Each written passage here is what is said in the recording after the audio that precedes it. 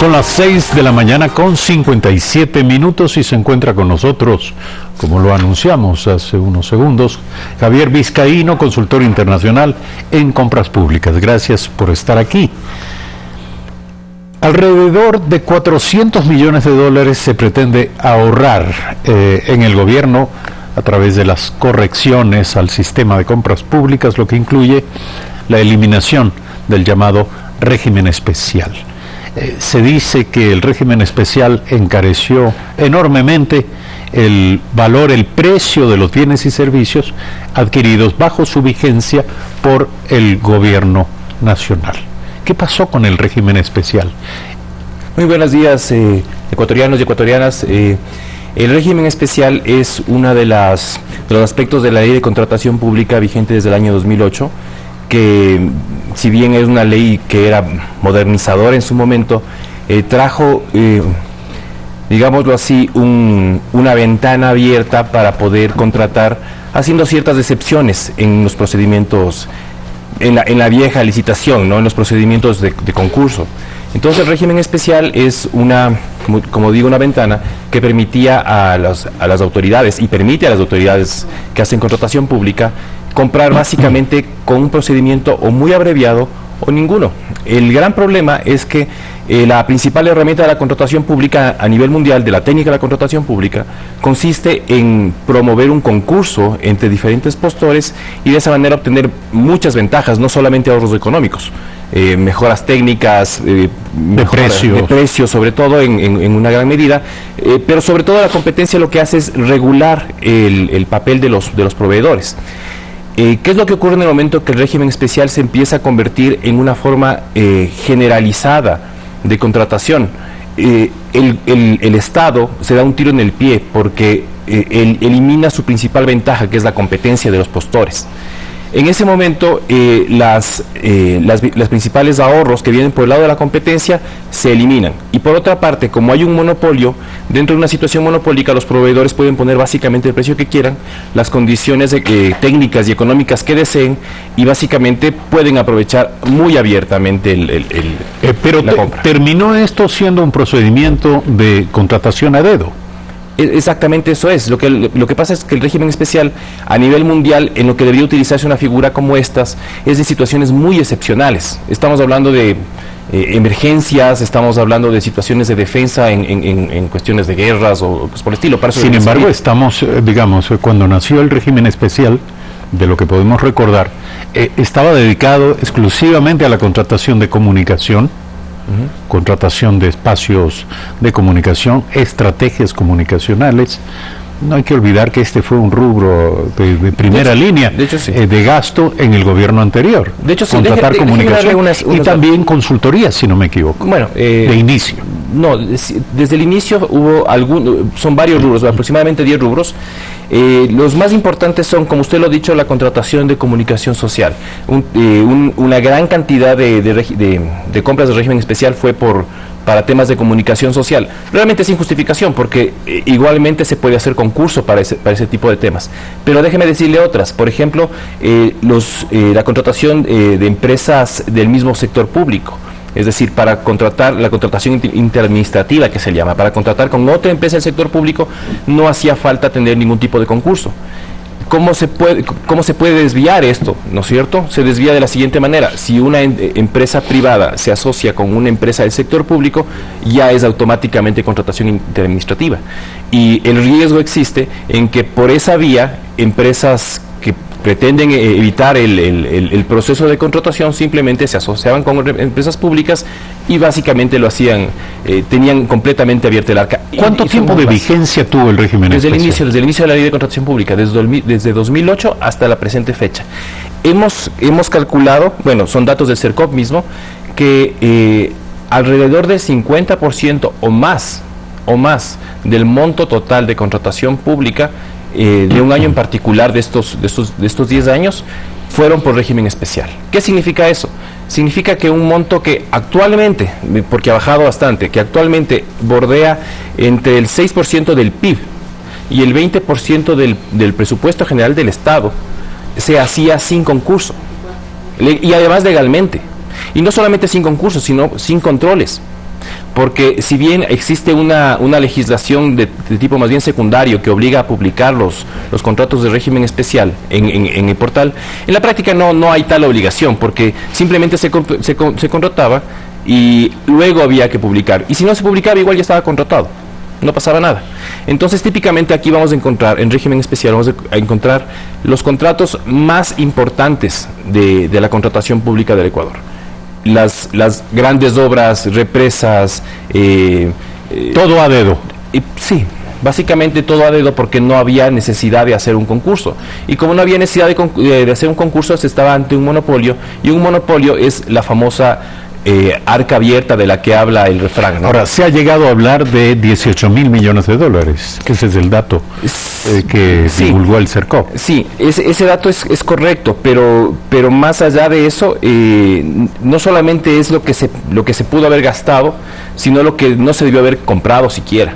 El régimen especial también tiene esa característica, que como está fuera del control, de un control generalizado, de un control normal que tiene la contratación pública, cualquier cosa se puede comprar. Es decir, no hay un momento, no hay una instancia de alerta previa respecto de la pertinencia, o lo contrario, la impertinencia de la compra pública. Es eso, exactamente, son los fondos públicos sin ningún control. Es un tema totalmente discrecional. Es completamente discrecional, así es. Ahora, de lo que hemos estado viendo, ya ha pasado una semana del anuncio de las medidas económicas dadas por el gobierno. Como experto en la materia, yo suponía que esta iba a ser una de las noticias más importantes del paquete de medidas que se habían dado, pero la atención pública está más puesta en temas como lo de la gasolina o como los anticipos del mínimo del impuesto a la renta, y prácticamente no se ha topado este tema de la contratación pública. Desde mi punto de vista, este es uno de los temas que son más de fondo y de más largo alcance, porque además... ¿Por qué? Porque, primero, por la parte económica, hay un margen importante de ahorro. Si nosotros comparamos las cifras del CERCOP y vemos simplemente cuánto es el ahorro, por ponerlo de alguna manera, cuando se hace por régimen común, es decir, con concurso y todos los demás procesos, versus cuando se hace por régimen especial, nosotros vemos que en régimen común se ahorra alrededor de un 6-7% del presupuesto de la compra. En régimen especial el ahorro es del 0.14%. Es decir, casi no hay ahorro. Casi no hay ahorro. Estamos hablando de que por régimen común, solo por el hecho de haber competencia, sin necesidad de hablar de una compra especialmente técnica, solo por el hecho de haber competencia, se ahorra 43 veces más en términos porcentuales en el régimen común que en el régimen especial. Y esto no obsta a que el precio probablemente sea 2 o 3 veces lo que paga el mercado. Y el precio es solamente una parte mínima, porque si tomamos en cuenta que estamos comprando refinerías o cualquier cosa por el estilo, nos estamos atando a proveedores únicos. Es decir, esa es la punta del iceberg. ¿Qué es lo que viene debajo de todo eso? Vienen contratos de exclusividad, vienen contratos que nos atan a proveedores por 20, 30, 40 años. Por el hecho de no hacer un concurso, por los apuros, como dice también el refrán popular, cuando hay apuros algo se esconde, ¿no es cierto? Cuando no se ve profundidad qué es lo que va a pasar después de ese contrato, las pérdidas superan y de largo solamente la fase del precio. Usted lo sabe, el gobierno nacional está empeñado en una lucha contra la corrupción, y esta es una causa de todo el Estado y de todos los organismos e instituciones directa o indirectamente involucradas con el manejo de la cosa pública.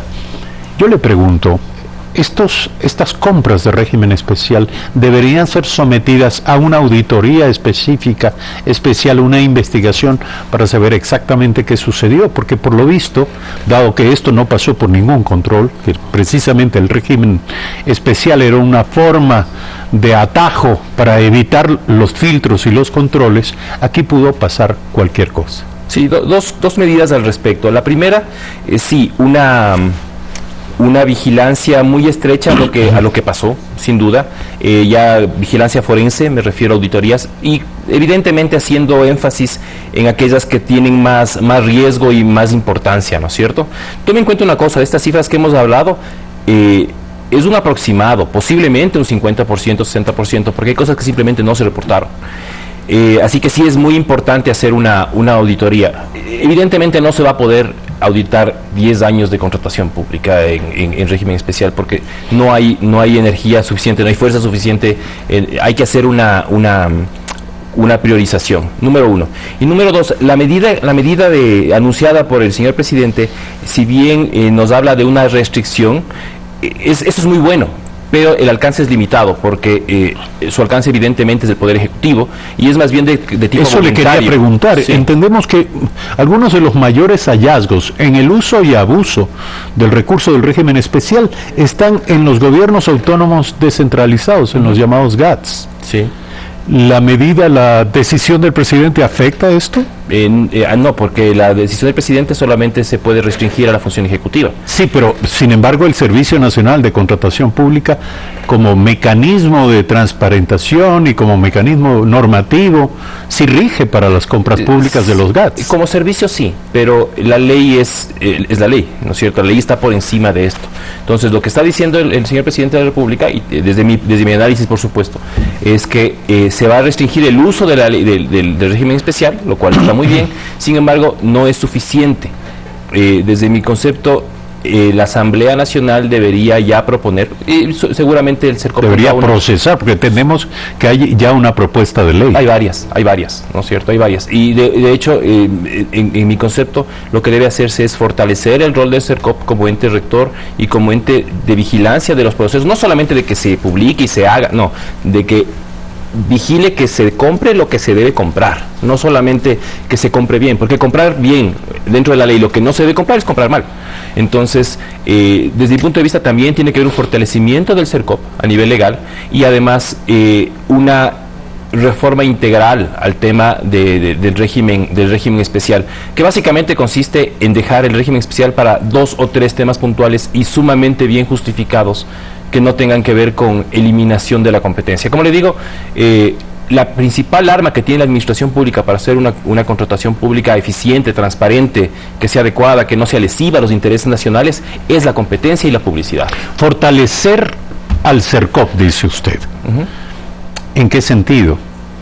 Y se lo pregunto porque el CERCOP, porque todo lo que ocurrió con el CERCOP. Es decir, las publicaciones en el portal, la fase de intervención del CERCOP en todos estos procesos no pudo impedir que el abuso se lleve a cabo.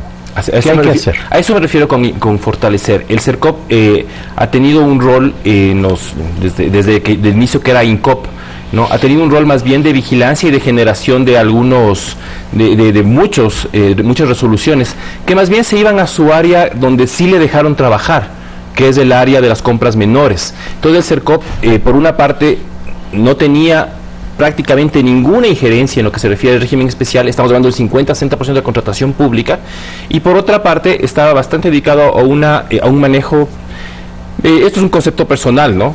Más bien un poco populista de la contratación pública, en la que simplemente había una visión de repartir contratos, ¿no es cierto? Había una ilustración que hicimos en un trabajo con un amigo, que consistía básicamente en mirar a la contratación pública como si fuera una vaca lechera, a la que a la mitad fue repartida a grupos de interés, ¿no? Y la otra mitad fue como que si fuera un reparto de leche a quien más pudiera recibirlo. Hablando de grupos de interés, la propia ley de contratación pública y la propia existencia del CERCOP no impidió la existencia de monopolios, a través sobre todo de estos catálogos de compras. Explíquenos, por favor, a nosotros, a quienes no entendemos cómo funciona esto, explíquenos cómo fue posible que se constituyan esta lista exclusiva de proveedores únicos, aquellos que definitivamente no pasaban por la competencia porque ya tenían un puesto ganado, eran los sembrados en la provisión de bienes y servicios para el Estado. Hay uno de los mecanismos interesantes que nos da la ley de contratación pública vigente, es la generación de catálogos electrónicos. Un catálogo electrónico es una forma muy inteligente de contratar, que consiste en que si algo se compra de manera regular, recurrente y con características técnicas que son asimilables, se puede, el CERCOP, ¿no?, hace una lista, y básicamente unos proveedores que se califican, se les puede comprar con mucho menos trámite que en otras circunstancias.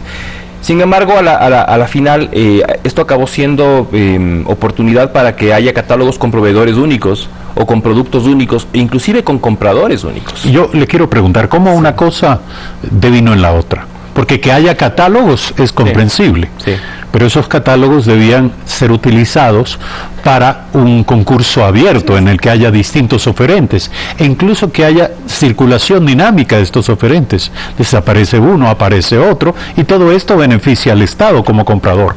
¿Cómo terminó esto siendo utilizado para crear monopolios? Estuvo mal utilizada la herramienta, es más o menos como es simplemente una herramienta de contratación pública, es como un martillo, usted puede construir un mueble o destruirlo con un martillo, es una herramienta. Denos ejemplos, por favor, de estos monopolios. Uno que le puedo mencionar en este momento, se me ocurre el mercado de las llantas, ¿no es cierto? Llegó un punto en el que había un catálogo, sinceramente desconozco si sigue vigente, había un catálogo en el que una marca de llantas que se fabrica en el Ecuador argumentó, y le hicieron caso, que como son la única fábrica de llantas en el Ecuador, el Estado prácticamente estaba en la obligación de comprarles a ella, y le creyeron, y le hicieron un catálogo solamente con esa marca. Entonces el Estado compraba solamente una marca de llantas, con el pretexto, o con el motivo, mejor dicho, de que son hechas en el Ecuador. Lo cual es un absurdo, porque a la final el objetivo de la compra no es solamente comprar ecuatoriano o comprar con estos objetivos secundarios, pero que son loables, sino que además comprar con beneficio y con ventaja para el Estado. Estamos pensando en que los fondos que maneja el sector público son del público, son tan ecuatorianos como los... O sea que la condición de producto nacional también deviene en un encarecimiento de precios para el Estado. Entre otras cosas, porque la contratación pública a nivel mundial tiene la herramienta la característica de que es una herramienta para aplicar también políticas públicas de otro tipo, políticas secundarias que se llaman técnicamente. Entonces uno, a través de la contratación pública, el Estado puede promover otros objetivos aparte de los ahorros y la buena compra, por ejemplo, compras sustentables, compras verdes, inclusión de grupos minoritarios, desarrollo de determinados sectores. Exactamente, se puede hacer y es muy legítimo hacerlo. Ahora, si es que se toman esos objetivos que son secundarios y se ponen por encima del objetivo primario, que es una administración pública eficiente, transparente, económica, etcétera, etcétera, se producen estas distorsiones. Entonces simplemente estuvimos ante situaciones en las que se decía, bien, como este es producto ecuatoriano, ya no nos importa nada más. Ya no nos importa el precio, ya no nos importa la calidad, no nos importa el servicio, simplemente aquí ya se cumplió con este objetivo secundario, que es que sea el producto ecuatoriano, y nos olvidamos de lo demás. No es por eso que no estoy diciendo por eso que debamos olvidarnos de la importancia de comprar productos nacionales y de su importancia dentro del proceso de formación de capital interno. A lo que me estoy refiriendo es que primero el sistema de contratación pública tiene que fijarse en su objetivo principal, que es asegurarse que se compre lo que se tiene que comprar, que no se compre lo que no se tiene que comprar y que lo que se compre sea en condiciones provechosas para el sector público. Eso es lo más importante. Los intereses de los proveedores son importantes, pero siempre vienen después. Hablando de subsidios, porque ahora el tema de los subsidios comienza a ser debatido. Esta es una forma de subsidiar. Esto de declarar condición o calidad de proveedor único a una determinada línea de negocio, a una determinada empresa u oferta. Monopolio. Es una forma de subsidiarles. Y esto también será materia de entrevistas en este programa. Finalmente, al analizar, dice Silvana Vallejo, directora del CERCOP, al analizar los precios en los cuales se contrató con régimen especial versus si se hubiera contratado con régimen común, si entraban a competencia, esto hubiera significado un ahorro de 1.400 millones de dólares para el Estado. Cabe creer que desde el momento en que el presidente de la República pone fin a este procedimiento de compra y tomando en cuenta que hacia final del año hay un pico de adquisiciones, octubre, noviembre y diciembre son meses en donde se incrementa la compra pública. Usted nos explicará la razón. ¿Por qué hacia fines de año se aceleran las compras públicas, se incrementan los presupuestos y se cierran más contratos que en el resto del año? Pero la pregunta es, ¿se impedirá precisamente en esta etapa, en este último trimestre o cuatrimestre del año, se impedirá que se reitere en este mecanismo o en esta forma inconveniente para los intereses del Estado? Excelente pregunta, porque ese efecto posiblemente no se estaba esperando, ¿no es cierto? ¿Qué es lo que ocurre con con este pico que suele ocurrir al final. Eso no es algo exclusivo del Ecuador. He tenido la ventaja de poder trabajar en muchos países y he visto que ocurre en muchísimos países. ¿Por qué ocurre eso? Porque hay un ciclo del presupuesto público. Alrededor del mes de abril, que es cuando se empiezan a hacer las recaudaciones de impuesto a la renta, es cuando empieza a tener más liquidez del Estado y es cuando empiezan a moverse más las ruedas de la administración pública. Al final del año, después de pasado vacaciones, etcétera, etcétera, las administraciones públicas empiezan a acelerar su trabajo porque tienen que gastar el dinero, porque tenemos una lógica un poco perversa que dice que el dinero que no se gasta te quitan del presupuesto. Entonces empezamos a acelerar el trabajo. Lo cual seguramente influye en la calidad del gasto. Sí, termina claro, siendo, hay que comprar rápido, al apuro. Sí. No importa si bien o mal. No importa tanto si bien o mal, pero rápido. Exactamente, porque además, como cualquier cosa, hacer las cosas al apuro en compras públicas implica un riesgo de hacerlo mal, ¿no? Esa es la razón por la que suele incrementarse al final del año la ejecución presupuestaria. Pero además de eso, yo creo que sí cae por sorpresa a varios planes esta eliminación del régimen especial, porque no es extraño que muchos planes de contratación empiecen por eso. Bueno, ¿cómo conseguimos el régimen especial? ¿Cómo evitamos el concurso? ¿Cómo nos aseguramos que nos den a nosotros a dedo la contratación? Eso no cambia automáticamente con un cambio de gobierno. Eso está dentro de la cultura de la administración pública, no solo ecuatoriana, en América Latina. Al proveedor no le gusta competir, es decir, su juego es a no competir. No, claro. ¿No? Entonces, estoy seguro que habrá cambiado los planes de muchas personas, de muchas empresas e instituciones públicas de esta situación. Bueno, pero ajustarse los cinturones a contratar bien y sobre todo, y yo creo que eso es algo muy de fondo, creo que hay un papel muy importante de la Asamblea Nacional que tiene que generar una reforma para que el régimen especial quede realmente como régimen de carácter especial, excepcional, en casos de mucha emergencia donde la oportunidad, la competencia sería lesiva para algún interés. Prácticamente un caso de emergencia es el único en el que se me puede ocurrir donde se pueda justificar de manera generalizada esto. Gracias, Javier Vizcaíno, consultor internacional en compras públicas. Le hemos dedicado una buena porción de nuestro tiempo a este tema y bien lo vale.